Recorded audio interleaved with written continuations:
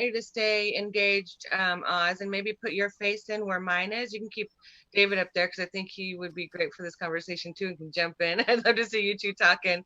But I do want to talk because there was we're going to talk about media. I know that if I don't know if y'all know, but Oz has been working diligently behind the scenes and helping connect as many um, independent media sources or people who want to be able to speak out about different events or different things going on or issues. But so I always leave and want to always love having Oz talk about our mainstream media and some of the problems within it.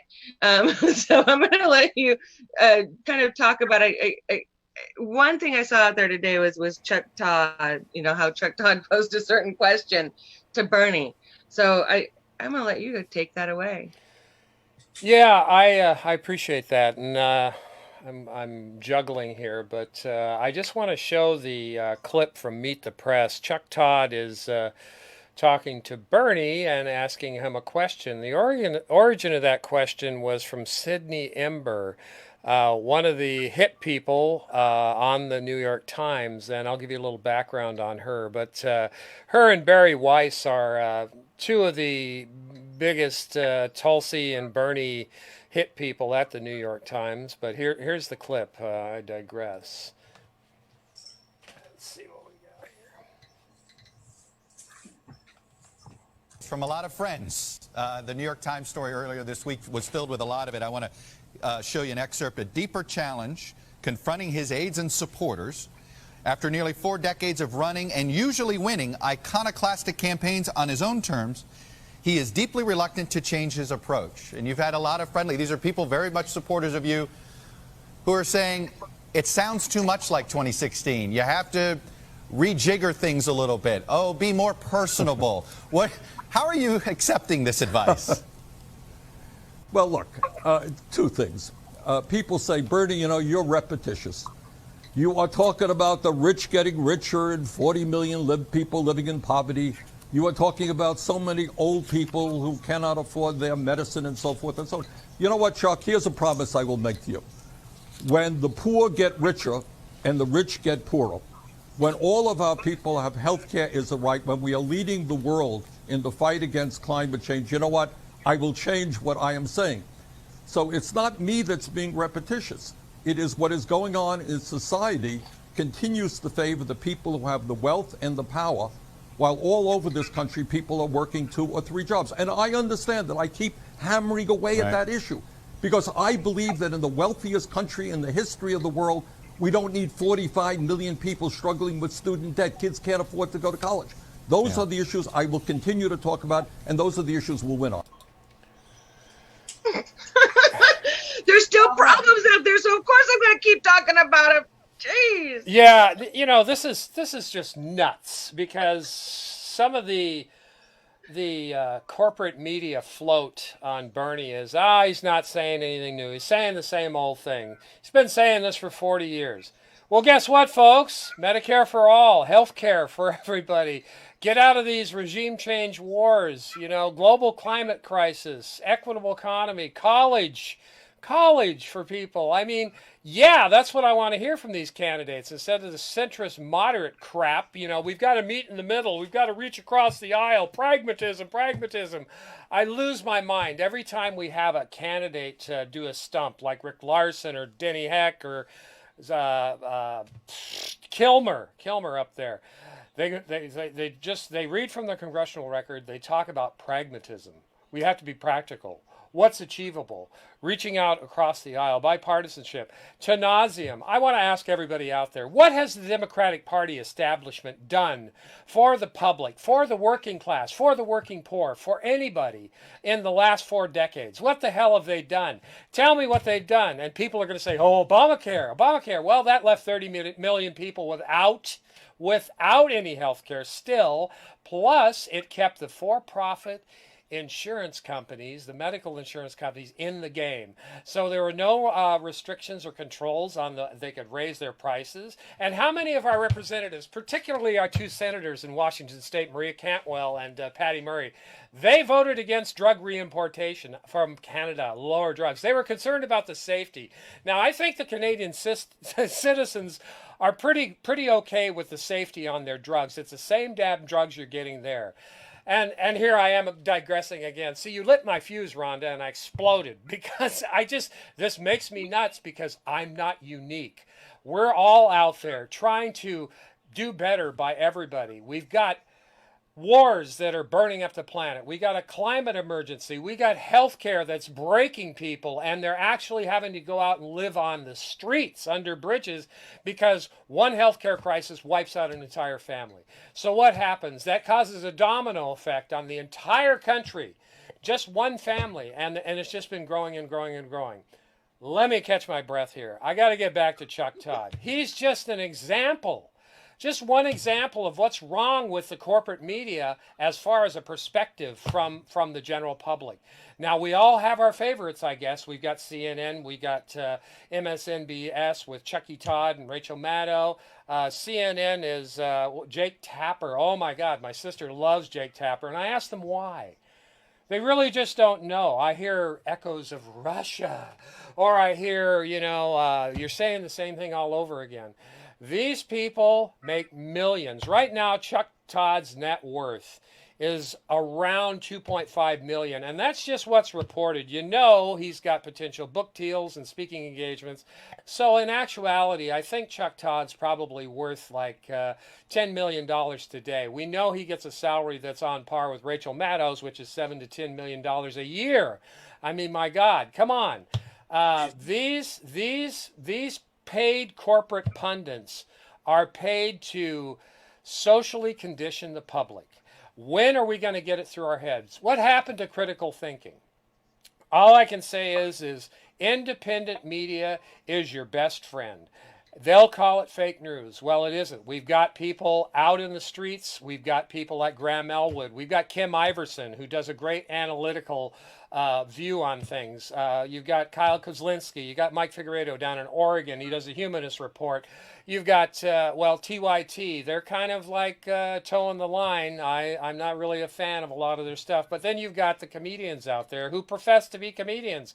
But like Jimmy Dore, you get more information from the likes of Jimmy Dore and Ron Placone and all these people. And then you've got the academics like Noam Chomsky and Chris Hedges and RT. Oh, the Russian propaganda network. Well, I've never seen anything on RT that's had to be retracted. If there is, I'm sure it's very minimal.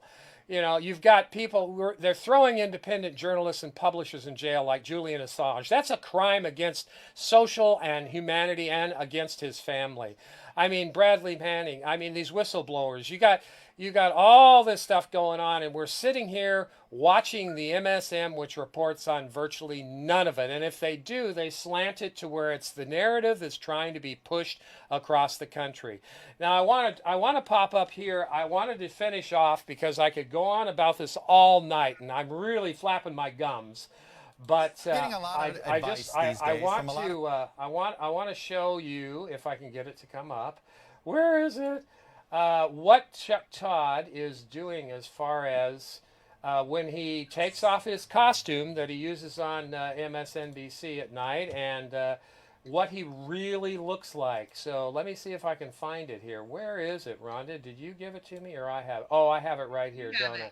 I have it right here. You showed it to me. Yeah, this is I gave it to you. I told you to hold it, and now you got to give it back to me. I got to give it back? Yeah, where is it? Yeah, give it back to me. I need to find that.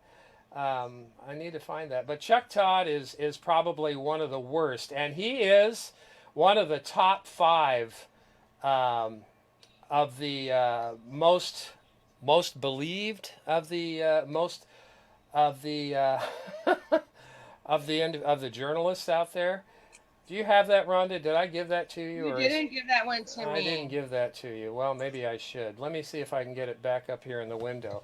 You have something to say while Oz is looking for it, Dave? Yeah, David, you got something to say? Let me see if I can find that. Can you toe the line for me, David?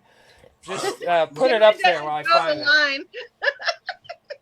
Which line was this? About independent media and how that they're our last hope, Obi-Wan, is the independent media because we don't get the real thing anymore. Well, I think that's another one of the things, continuing the discussion I had earlier with Rhonda about, the good things about Trump's presidency. He's taken the mask off. And he's also quite accurately labeled the Washington Post and the New York Times as fake fucking news. And it's about time the vast majority of Americans understood that shit. And MSNBC is right in there along with these clowns and jokers. They've taken the Fox business model and just applied it to a different demographic. It's bullshit. Yeah, the Fox is what is Fox is MSNBC's evil twin? Is that what Fox is? Rachel Maddow is a horrible, horrible person. Yeah, she really is because she's basically sold herself out. And you're going to make a lot of people upset out there by saying that. But the truth is the truth. I mean, she has sold herself.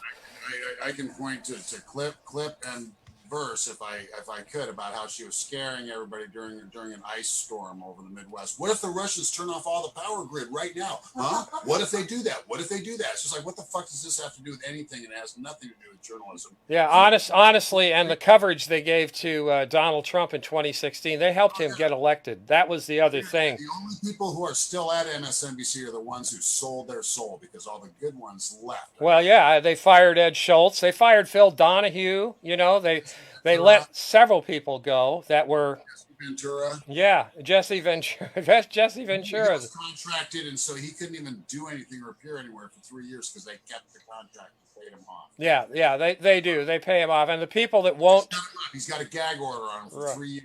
Well, the people that won't jump through the hoops are the ones that they let go or they make deals with. Anyway, I just wanted to finish up here by saying, and I appreciate you listening to my rant. I get very passionate about this. I get very passionate. I care about the world. I sold my country home for my country so I could build the studio up here so we could have Burning on the Green, so we could have the road to Bernie stock, so we can actually do something instead of sit here and figure out who we're going to believe on the TV. But anyway, this is Chuck Todd. This is when he's doing an interview. When he takes off his suit, this is what he looks like. I just wanted to show that to everybody. That's Chuck Todd without the tie, the shirt, and the haircut. But anyway, I think that that kind of sums up my feelings on Chuck Todd. Well, I don't believe he has a degree from a higher ed learning institution, does he? No, he does not. He did not graduate. This is the fact. It's like the guy is a charlatan. He doesn't even know what journalism is, much less the indoctrination and bullshit they teach you in journo school. Yeah. Despite not having a college degree, he was given a position as an adjunct professor at the prestigious Johns Hopkins University. So it's just amazing how this internal pandering with Chuck Todd. I mean, an adjunct professor at the prestigious Johns Hopkins University, his inaccuracy in his reporting speaks volumes. And anybody that wants to vet that guy, really, I recommend you should. The point is that he's not writing that shit. He's just he's a fucking spokes actor. Yeah, he's a bad actor for all this kind of stuff. And he's not a journalist. He's a fucking spokesmodel. Yeah, he definitely is. The Fox News pioneered this with their little spokesmodel. Okay, put your faces up there, guys. I'm done looking at that. I just want that to burn into people's. I know. I'm sorry. I apologize. And we're really not having a hate fest here. It's just the truth. But anyway, back to you, Rhonda. Thanks. I apologize, but I really don't feel bad. I know you don't. But there's also some issues we were talking about earlier regarding, the MSM and how they're covering the Epstein case as well. We were talking about, right?